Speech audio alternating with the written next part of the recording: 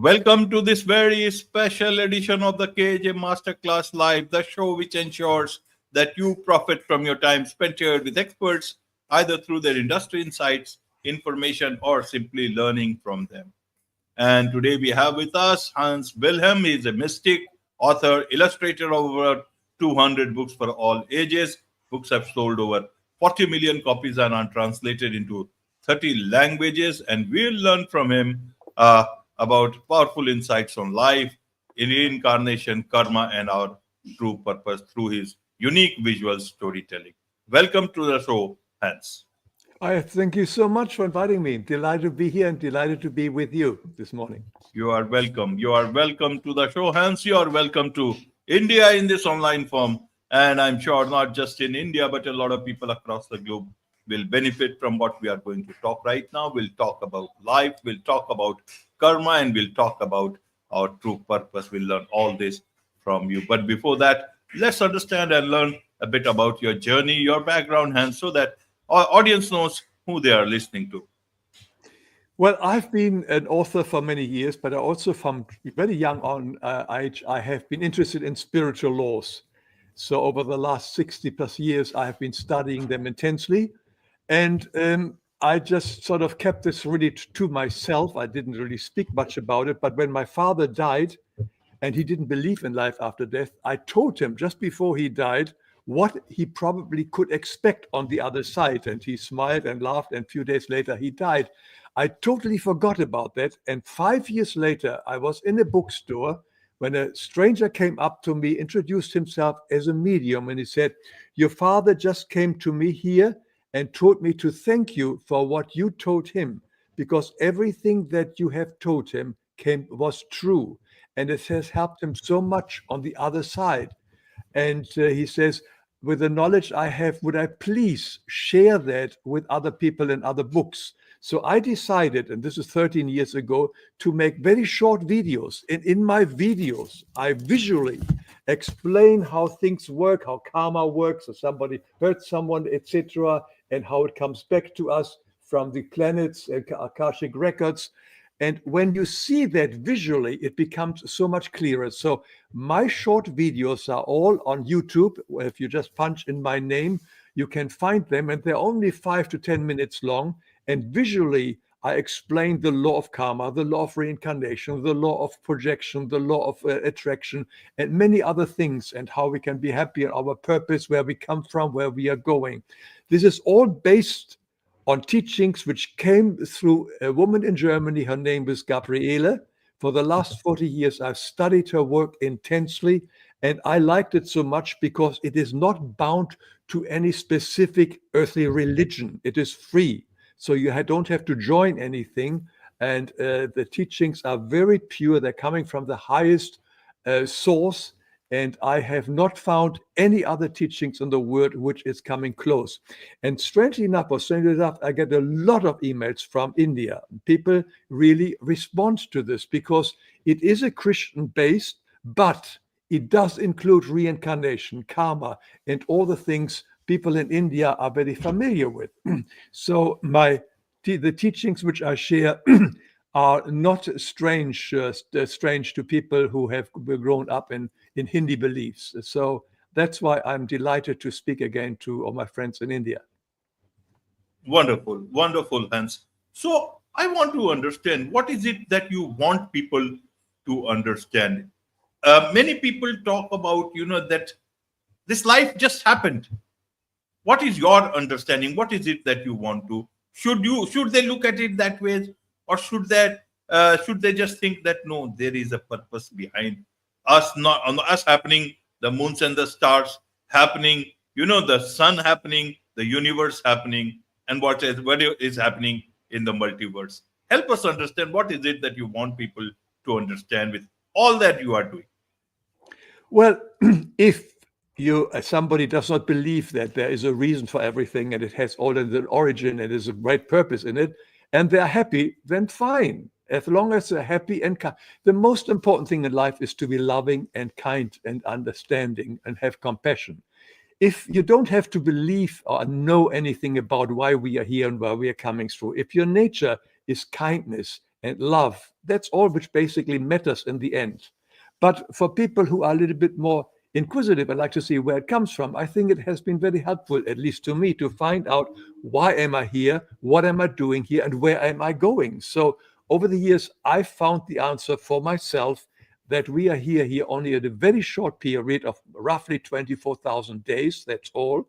This can't mean that this is our life. This can only mean that this is a school, because it's a very short time. We are eternal beings, and in eternal existence, we are having been given this special opportunity to incarnate here on planet Earth. And the main reason, the way I understand it, for most people, why they come here is to undo our past old negative karma, which means all the negative things which we may have done in the past may now come back to us in one way or the other.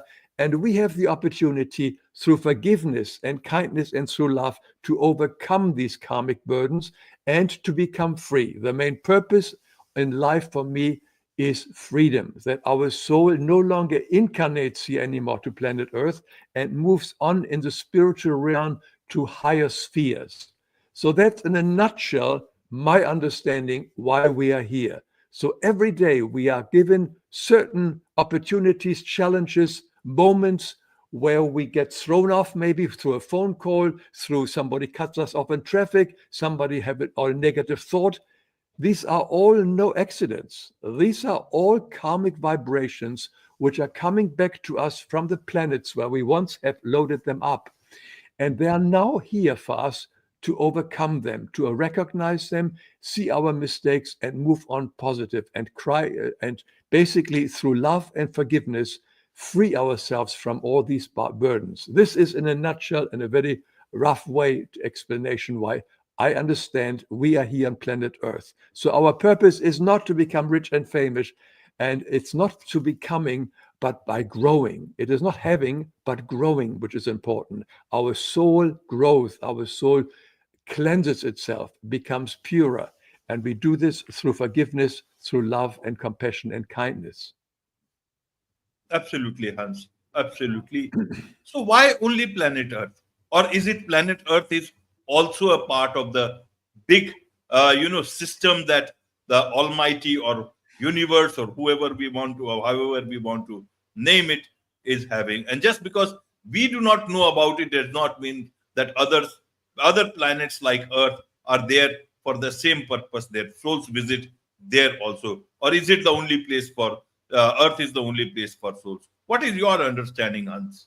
There may be other planets, but I know that planet Earth is a very unique planet. In the spiritual realm and everywhere else, it goes by the law like attracts like, which means if we are a soul, which means not incarnated, we are surrounded, or we are in a vibration, in an area which of like mind vibration, because everything is nothing but energy and vibration. Even the rocks, the stone, everything, the television, the TV screen we look at is basically nothing but vibrations. And so are we as a soul. And in the spiritual realms, we are attracted to vibrations which are just like ourselves. Like attracts like. So if we have been, for instance, be a murderer in this lifetime, and take an extreme example, we are surrounded by other murderers. Or if we are very strongly believe in Hinduism or something, etc., we are surrounded most likely by other Hindi people as well. So in spiritual realm, we are surrounded by like-minded soul, which means it's very difficult to grow and see other perspective. And also people we have may harmed in other lifetimes may be not with us in these areas. They may be either higher evolved or lower evolved.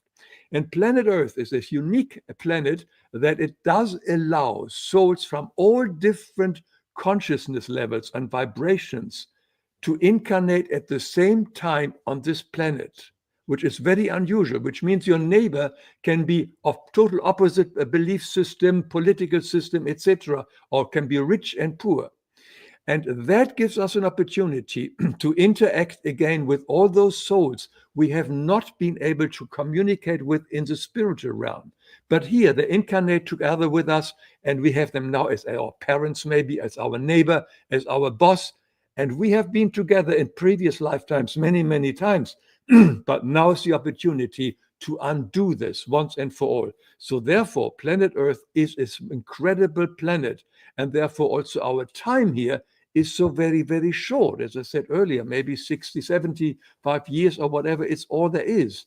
It's a short opportunity. It's a school. Planet Earth is nothing but a school. This is not our home. We are only temporary here. We should take care of it. We should love this planet. We should love the environment as well as everybody else. So our goal here is to learn to love again. Right. You call it a school. Should we also call it the place to get punished also for the past crimes that we have done in other lifetimes? Should we look No, at it that way? no, because there is no punishment. Punishment does not exist. Karma is not punishment. Karma is merely the opportunity for us to learn and consider the unloving things we have done to other people. It's not given to us as punishment. Nobody punishes us. There is no punishment in the universe. It is only coming back to us to tell us, all right, you were very nasty to that person in the past lifetime. This person may be nasty to you in this lifetime, not as punishment, but so that your soul recognizes, oh, this is not a way to deal with other people. It is a kind form for us to understand, and we do not have to endure it either. If we learn to forgive in time, we do not have to expiate and experience the karma, the negativity we have given to other people. So there is no punishment in the entire universe. That is a human concept. We punish here people, imprisonment, and so on. That is only humans. Humans do this because they've forgotten who they are, because they punish a person, a murderer, or whatever, etc.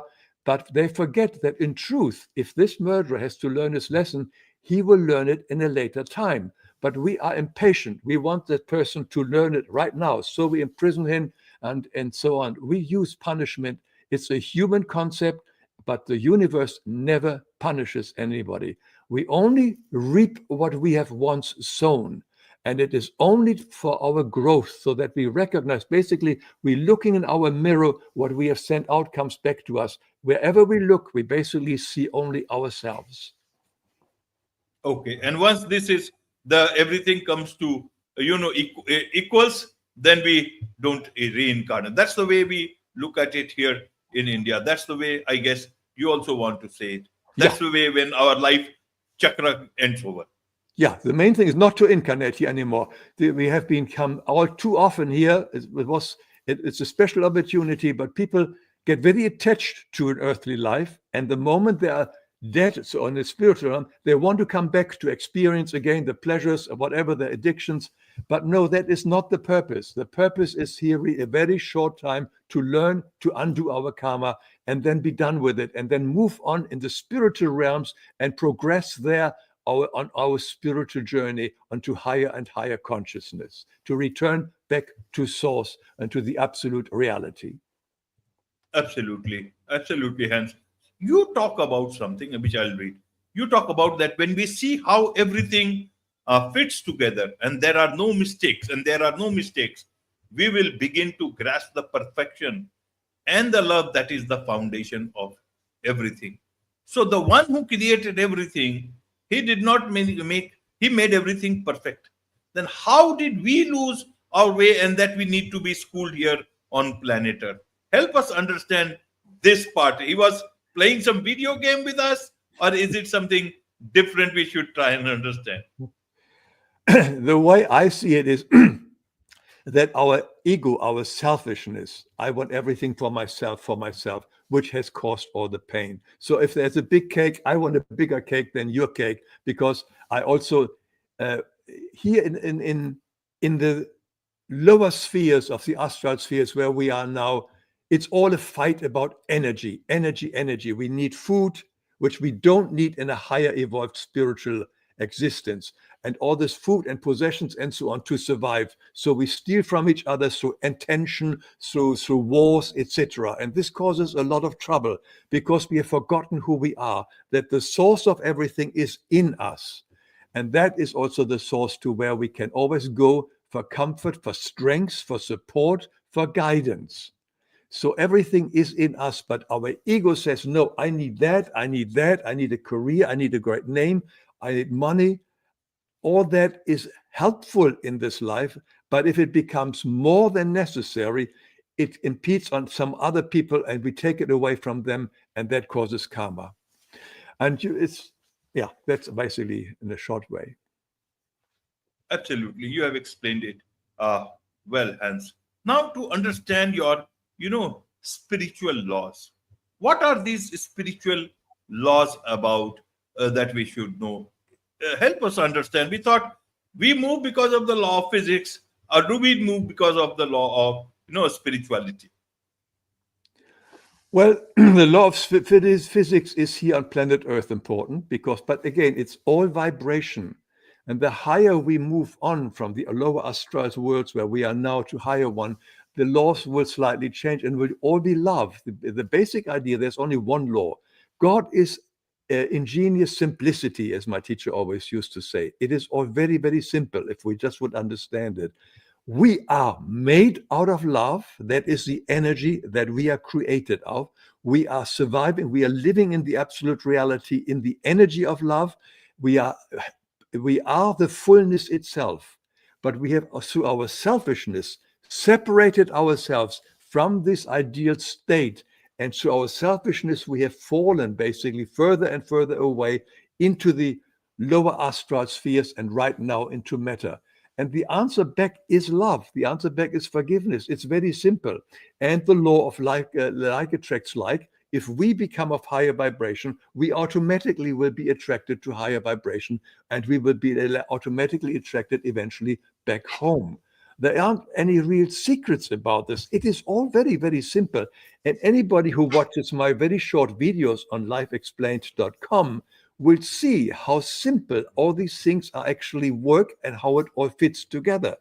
And I think that is basically the comments under these videos. One of these most common I hear is, oh, I have known it all the time, but nobody has explained it like this so clearly, because I'm touching here on knowledge that most of us deep down have, but it hasn't really come to the surface of our awareness.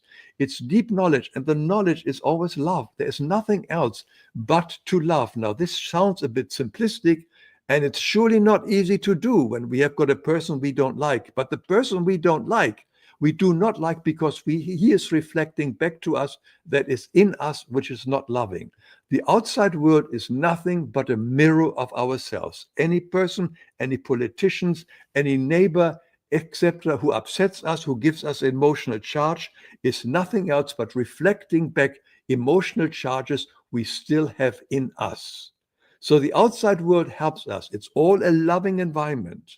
So we are surrounded by mirrors, by mirrors, by mirrors, who are continuously showing us who we are and the area in which we can improve ourselves to go onto a higher vibration.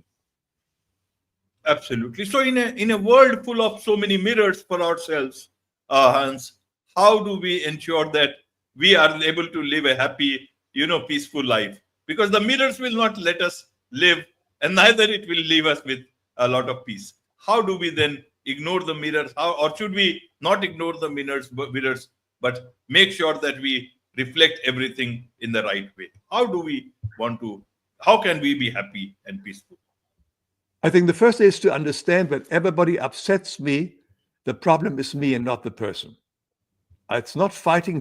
If we fight the mirrors around us, we will not achieve anything. We have to smile first, and then the mirror will continue. Can't do anything but smile back. The work is always on ourselves. Whatever bothers us in the outside world needs to be cleared up, looked at, and overcome in us. That is how we slowly move on forward in a more positive and helpful way. Fighting the mirrors, fighting the politicians, fighting anybody else in our family, etc., will not gain us anything. If there is a fight, I always have to remember that 50%, that's my own responsibility. I am causing it as well. And it's there for me to grow. So every moment in life is an opportunity for growth and letting go and celebrate that we're finally free of this one and enjoy a life by overcoming step by step and letting go of all these obstacles which we have day by day and which we have created in past lifetimes, and they're now coming back to us. Our life here on planet Earth is nothing else but a life on rewind. We are facing our own stuff that we have once created, which was not loving. Absolutely, absolutely. Hence, you call this a school, planet Earth, our visit to planet Earth as a school, getting schooled here. Now, you call that returning back to the source is like going back home. If you see children when they go to school, they are very happy when they are returning home. They want to go home because they have been in the school. But in this life, we are very scared to go back home. We are very scared of death. Why is it so? We should be happy that we'll be going home from school. Why are we not happy? We all to live here for so many. Men wants immortality. They want everything. They want to exist in whatever state they are for millions of years if possible. Yes, it's basically ignorance. And people identify with their body, their physical body. They think their physical body, which I have now, is me. And I have to preserve it and keep it and as long as life. People do not understand the physical body is like a motor car, which we use. And when the motor car is old and broken up, we just leave the car and get a new car. But this was the reincarnation. But we don't need the car. We are not the car. I am not my body. But most people have forgotten that truth. Deep down, they know it. And when you speak carefully with them and show them, they understand it.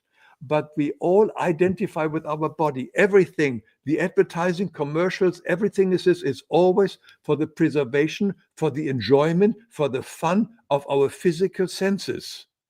And our body has these five senses, and we want the sex, we want the food, we want the pleasures, we want etc., and so on. And that we think is us. That is not us. That is merely our body. So the problem is that most of us, identify only with our body, but we are not our body. And the moment we understand that we are much bigger, much more, we are eternal, and we are incredible beings, the easier it is to understand that this is a short time. And when our time has come to leave this body, fine, it's great. We do it with grace, and we go give it with great expectations and anticipation of our life after death. But anybody who is attached to their body will have a difficult time to leave and make the transition into the other world again. Absolutely. Let's talk of the other side then that you told your father about, and which he was later on thankful to you 5 years later, if I understand. What is on the other side? What is it that you told your father? What did the other person convey? Tell us about this other side. Should we eager to see it? How do we prepare for it? Is there any preparation needed for the other side? Well, the best preparation is have a good life, to be loving and kind. That is the best preparation to make a success of our life. But my father, who was a soldier in the war, had seen a lot of death around him. And he believed at the moment there is no life anymore in the body, it's dead. There is nothing after death possible. He was very clear about that one. But I told him, I said, there is no such thing as death. Life continues. And when we are so-called dead, when we have made the transition, when the silver cord is cut from the body, we will have another body, but it is a spiritual body. And we cannot hide anything. Here on earth, we can hide anything to my physical body, but the spiritual body shows who we truly are, and other spiritual beings can see who we truly are. We also have still the same character. We do have the same personality. We do not change our opinions and beliefs. That's why I said earlier, if we are very intensely believer of Hinduism or Catholicism or whatever, we are attracted to similar people, to similar beliefs. The beliefs do not change through the fact that we have made the transition into the spiritual world. And neither have our cravings, our desires, our addictions. If they have been strong in these lifetimes, they can be actually the motivator to bring us back, to find as fast as possible another body, to incarnate back here on planet Earth, so that we can indulge in our cravings and addictions again, which we can't do in the spiritual world. So there is a danger of that as well. And also we will probably recognize that most of our pursuits here on Earth are unimportant. What really counts is service and love. Have I given service in this lifetime to others? Have I loved? And that is a recognition we probably will have. We may also be received by angels or beings of light, we call them angels, who welcome us in the spiritual realms, and they will guide us to the next step where we should be. We may also be surrounded by family members who have already died before us, and they welcome us. And we will find out that there is no eternal hell or damnation. We may also go through something what is a life review, which we look back at our life and see what went well and what didn't well.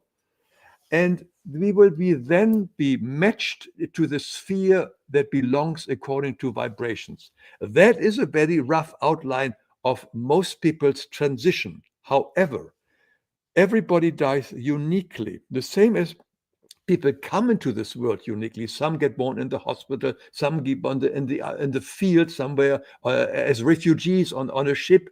Babies arrive in many different ways. There is not just one way how people suddenly arrive on this planet. And the same way happens on the other side. It has a lot to do with our physical, of our soul vibration, and see what we have to go through. But roughly that is basically what we can expect for most of us on the other side. So life will continue. There is always help. Never be afraid to be approached by these light beings who will guide you to higher spheres. There are many people who die and they feel so guilty what they have done in this life and what they think. So they feel, oh, I can never be in the presence of such beautiful light beings. But these light beings come to us to guide us and help us. They're there out of love. So we should trust them, let them and guide us and take us to where we need to be. So never be afraid to approach these light beings. Never have too much guilt and no fear of these people, of these souls or angelic beings. Does it explain, answer your question? Yes, yes, great, Hans. So, does it mean that our last birth is the most predominant one when we cross over? Our last last birth means the last life that we have lived will be the most predominant one in terms of our, on the crossing over and getting that into the spiritual side of things. Is that what you're saying? Because you said if you want to indulge like you were in your birth, on this planet, then you will come back, and that is you have to make sure that you do not, if you do not want to. I want to understand, what about the other births? What about, which one will be more predominant? So that, it decides my fate on the other side. My understanding is that from lifetime to lifetime, we change our vibration according whether we are positive or not loving. And our present lifetime is at the moment the most important one to determine where we go.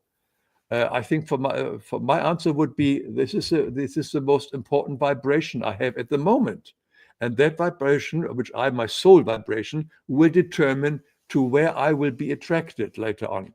What are the new programs, desires, beliefs which I've acquired in this lifetime? They will definitely influence where I will be. So the more free I become of all these things, these worldly things, the more higher I will be in the spiritual world. So we have the chance in this one lifetime to totally clear up all the garbage, which is our karma, so to speak, to no longer incarnate. Therefore, this lifetime is so powerful and definitely determines mostly where we will be again. Right. So where is the final home? What is the source about? Have you give us some sense about that? Will it be vibrant, or will it be like, that nothing else exists except for whatever it is we may want to call it? We are, my understanding is, eternal being created out of life. We are souls, or the spirit beings, which are perfect in any way. We went through the whole evolution from the minerals to the plants to the animals and nature beings evolution slowly to become spirit beings, living in the absolute reality. We are presently here in the temporal reality, which will dissolve very soon. But absolute reality is our home. There are planets which are our homes, and where we will be surrounded by our own family, and we will live continuously, eternally. We will not dissolve in some kind of flowing river of divinity and dissolve our identity. That is an old myth. It is not true. We and maintain our unique awareness all the time because we are eternally created. And as such, as angelic being, we will live in these high absolute realities on planets which are full of, where we are heirs of infinity, which means we will have everything that we need. There will be no lacks of anything. So, and there we will be continuously working in the continuously evolution of creation, when more and more planets are born, and we will work on there according to our very special kind of talents that we have. And it will be a very joyful and a loving atmosphere where we are sharing like in a brother-sisterly atmosphere with all other spirit beings, and everybody is equal. There is no hierarchy. Now, these are not dreams I'm talking about. These are sort of informations which the spiritual world from the absolute reality has shared with us over the last 50 years through Gabriele and also other mediums and channel emissaries of light, which I believe strongly in. So that works for me.